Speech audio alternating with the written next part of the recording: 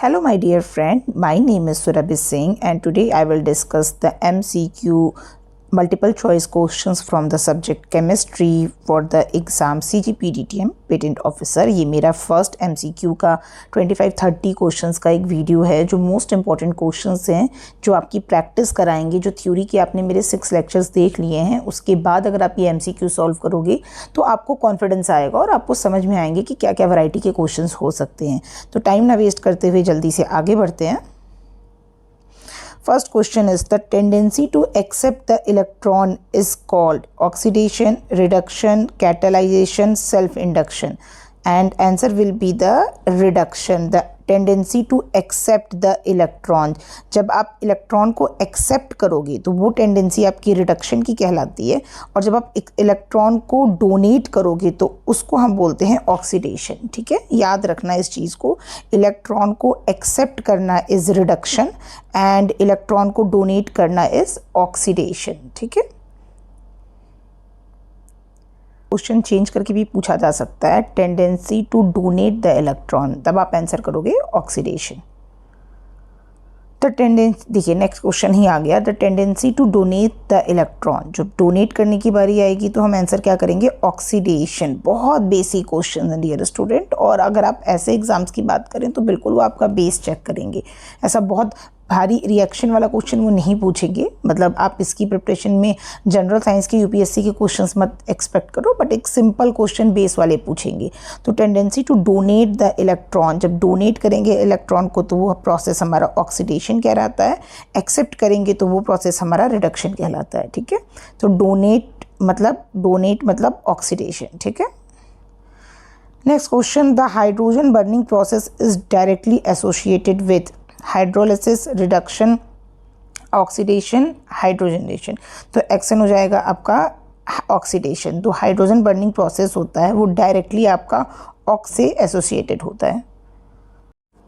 Next question की बात करते हैं। आप देख रहे हो O16, O17, O18 are called. तो मैंने अपने लेक्चर में एक्चुअली इसको एक्सप्लेन नहीं किया है, मतलब केमिस्ट्री 6 तक के ही लेक्चर बने हैं। ये टॉपिक मैं नेक्स्ट आपकी वीडियो को अपलोड करूँगी, फिलहाल मैं इसको आपको यहाँ समझा देती हूँ।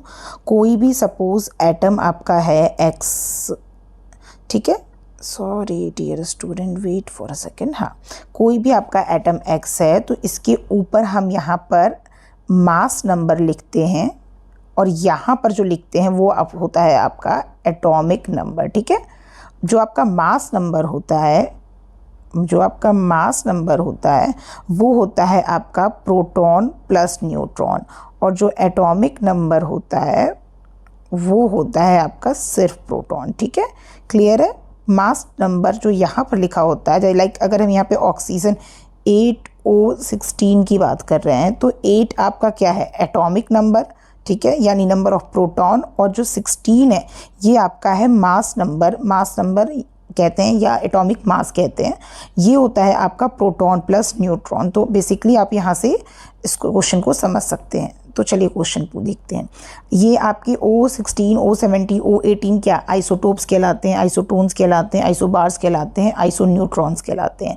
तो जब आपके एटॉमिक, ऊपर जो मैंने आपको क्या बताया, ये 16, 17 और 18 ये आपके एटॉमिक मास हैं। अगर 18, ये जो आपको तीनों एटॉमिक मास दिख रहे हैं 16, 17, 18, ये क्या है? डिफरेंट है। लेकिन यहाँ पे बात करें एटॉमिक नंबर की तो एटॉमिक नंबर आपका 8 है। तो अगर एटॉमिक मास डिफरेंट है और एटॉमिक नंबर सेम है तो इसको बोलते हैं आइसोटोप्स। तो चलिए यहाँ पर एग्जांपल देखते हैं। तो यहाँ पर आंसर हो जाएगा आइसोटोप्स। टोप्स का मतलब क्या है कि जो आपके एटॉमिक नंबर है वो आपके सेम है और एटॉमिक मास डिफरेंट है। Isotopes are element that have a different mass number but similar atomic number. Similarly isotones, अगर हम आइसोटोन्स की बात करेंगे तो वहाँ पर भी क्या है कि आपका that have a similar mass number but different atomic number. ये याद रखना डियर स्टूडेंट, बहुत इंपॉर्टेंट क्वेश्चन है, इससे आपके बहुत सारे क्वेश्चन फंस सकते हैं।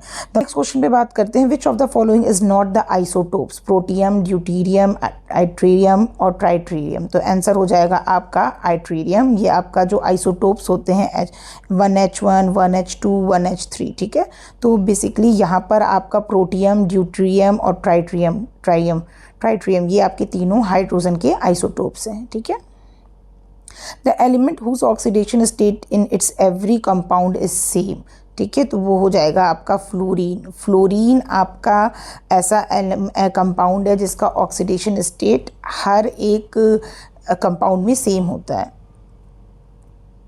Acid is a substance which accept the electron, donate the electron, provide the proton, donate hydroxyl ion. तो आंसर हो जाएगा आपका एसिड। एसिड सब्सटेंस का मतलब क्या है? एसिड होता है जो आपका डोनेट करता है प्रोटॉन को, ठीक है, याद रखना ये हमेशा प्लस साइन में शो होता है। तो जो एसिड सब्सटेंस है, ठीक है, वो हमेशा अपने आप को डोनेट करता है, ठीक है, प्रोटॉन को substance. Next question is the alkali is a substance which provide proton, accept proton, donate electron, accept electron pair. तो आंसर हो जाएगा एक्सेप्ट प्रोटॉन। जैसा मैंने आपको बताया OH माइनस है, तो ये एक सब्सटेंस एल्कली इज बेस जो कि आपका प्रोटॉन को एक्सेप्ट करता है। Next question is the substance which makes the blue litmus paper two red. Blue को रेड कर रहा है, ब्लू को, ये भी मेरे वीडियो का क्वेश्चन है। डियर स्टूडेंट, अगर आपको डाउट हो रहा है, जो क्वेश्चंस मैंने अपनी वीडियो में नहीं एक्सप्लेन किए हैं, जो टॉपिक, उसको मैं यहाँ पे बहुत अच्छे से एक्सप्लेन कर रही हूँ सो दैट आपका पूरा एक्सप्लेनेशन आपको समझ में आए। बट जैसे ये क्वेश्चन है, ये क्वेश्चन मैंने बहुत अच्छे से अपने वीडियो में डिस्कस किया हुआ है, जो प्लेलिस्ट है केमिस्ट्री की, आप उसको जाकर देखना।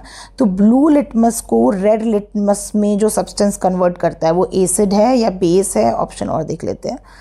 अल्कली है और सॉल्ट है, ठीक है। तो ब्लू लिटमस को अगर रेड कर रहा है तो ये हो जाएगा आपका एसिड, ठीक है। जो एसिड है वो ब्लू लिटमस को रेड कर देता है, ठीक है। Question is the substance which makes the red litmus paper into a blue colour.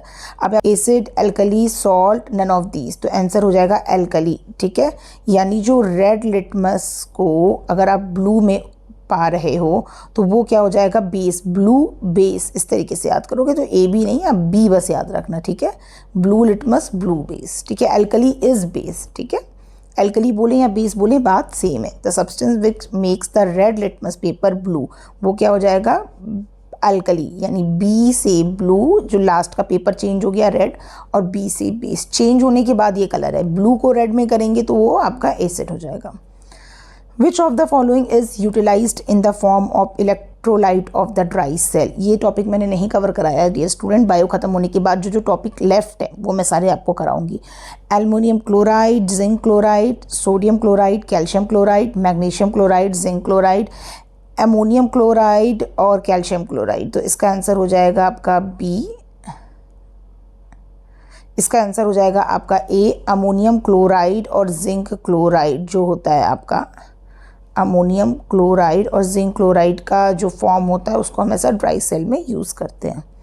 The iron container और a vessel is galvanised by, very important question. जो आपको गैल्वनाइजेशन हम क्यों करते हैं? जैसा मैंने आपको बताया कि जब रस्टिंग हो जाती है, जंग लग जाती है, जंग ना लगे उसको प्रिवेंट करने के लिए हम क्या करते हैं? प्रिवेंट करने के लिए हम जो आयरन होता है उस पर हम कोटिंग करते हैं। किस चीज़ की कोटिंग करते हैं? क्रोमियम, जिंक, एल्युमिनियम, निकल। आंसर हो जाएगा बी, जिंक। ये भी मैंने अपने वीडियो में कवर किया हुआ है कि आयरन कंटेनर और vessel is galvanized by zinc. Process को कहते हैं galvanization. The process of corrosion doesn't take place in which of this metal are left free in the air. जैसे मैंने आपको बताया कि आयरन को अगर आप लोहे को बाहर छोड़ोगे जंग लग जाएगी, ठीक है। ऑप्शन देखते हैं, आयरन है, कॉपर है, गोल्ड है, सिल्वर है। तो कॉपर, देखो ये तो प्रैक्टिकल क्वेश्चन है। कॉपर है, कॉपर अगर आप जो पीतल का आप जार वन में पानी पीते हो, जो बेसिकली जग होता है, उसमें भी देखो एक अजीब सा कालापन आने लगता है, तो इसलिए हम उसको पीतरी जो कहते हैं ना, तो उससे साफ़ करते हैं।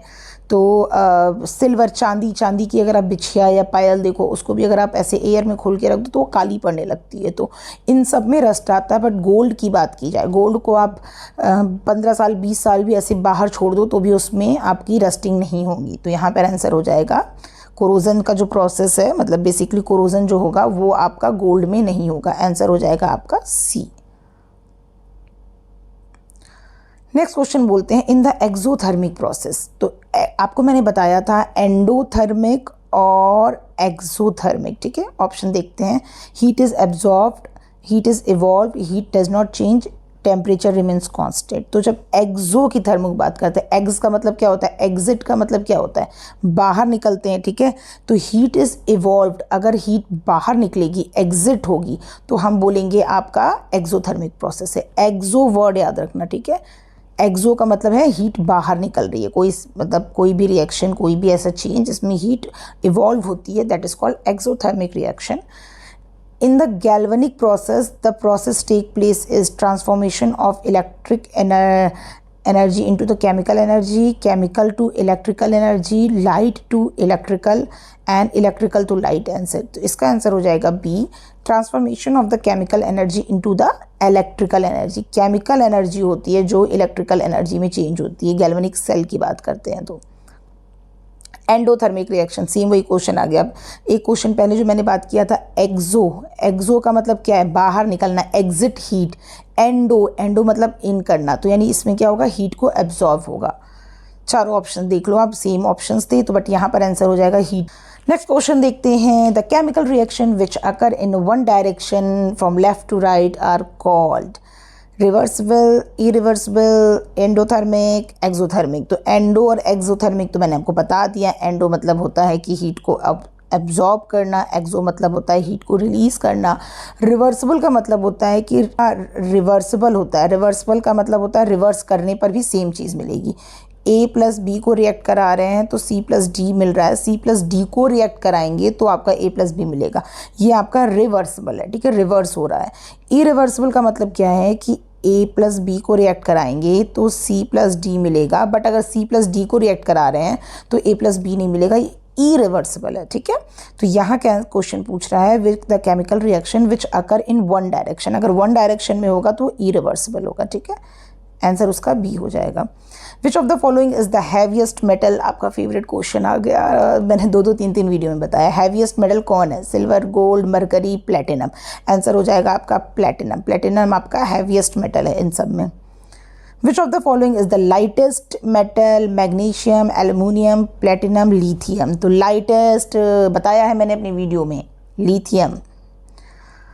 नेक्स्ट क्वेश्चन है, विच of the following is the lightest element, hydrogen, helium, mercury, platinum. इस क्वेश्चन का आंसर आप मुझे कमेंट सेक्शन में दोगे, सब मैं ही बताऊंगी, तो फिर आप क्या बताओगे, ठीक है, रिवीजन है ना ये। तो इस क्वेश्चन का आंसर आप मुझे कमेंट सेक्शन में देकर बताना कि कौन सा आपका लाइटेस्ट एलिमेंट है इसमें। Which of the following is the most fundamental property of the element? Atomic weight, molecular weight, atomic number, atomic density। तो इस क्वेश्चन का भी आंसर आप लोगों का होमवर्क है, ठीक है। तो आप इस क्वेश्चन का आंसर भी मुझे कमेंट सेक्शन में करके बताओगे। तो dear that's it for the today's MCQ questions. Hopefully आपको मज़ा आ रहा होगा, होपफुली आपसे क्वेश्चन सॉल्व हो रहे होंगे। अभी नेक्स्ट मैं आपसे और भी केमिस्ट्री के टोटल मैं आपके 300 to 400 MCQ लेकर आऊँगी। हर एक वीडियो में 25-30 क्वेश्चंस होंगे, जिससे आप बोर भी ना हो और आपका इंटरेस्ट बना रहे। तो वीडियो को लास्ट तक ज़रूर देखना, एंजॉय करते हुए सॉल्व करना। जो क्वेश्चन नहीं सॉल्व हो रहे हैं उसको रिमार्क बनाकर उसको आप एज अ रिवीजन में डालना उस टॉपिक को। इस तरीके से करते रहोगे तो अपने आप आपको जनरल साइंस सब्जेक्ट पे कॉन्फिडेंस आ जाएगा। And dear student, please channel को लाइक करो, सब्सक्राइब करो, मुझे मोटिवेशन मिलेगी। अगर मैं अपना सब्सक्रिप्शन का रेशियो दिखाऊं तो जितने लोग मेरे वीडियो देख रहे हैं उसमें से 60% ने नहीं सब्सक्राइब किया है, सिर्फ 39 लोगों ने सब्सक्राइब किया है। तो प्लीज़ इस रेशियो को चेंज कीजिए, ठीक है। Thank you so much.